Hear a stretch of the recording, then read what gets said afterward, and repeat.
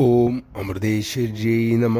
അമ്മയുടെ ഒരു ഭക്ത കുടുംബം, എല്ലാ സേവാ പ്രവർത്തനങ്ങളിലും സാധനകളിലും പങ്കെടുക്കുന്ന ഒരു കുടുംബം, സന്തുഷ്ടമായ ജീവിതം. പൊടുന്നനെ ഗ്രഹനാഥന് രോഗബാധയുണ്ടായി, താമസിയാതെ മരിച്ചു. ഭാര്യ ആകെ തളർന്നുപോയി. ആശ്രമത്തിൽ പോകുന്നു നിർത്തി, സാധനാദികൾ നിലച്ചു.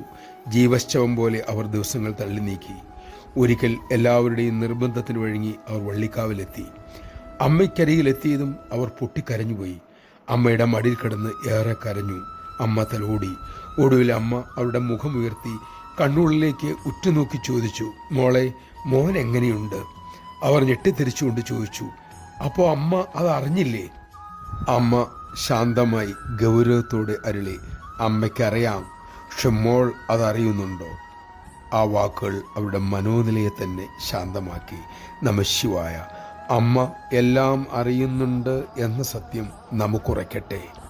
അക്കാര്യം ഉറച്ചാൽ പിന്നെ പരിഭ്രമമോ വിഷമമോ ഉണ്ടാകുകയില്ലല്ലോ.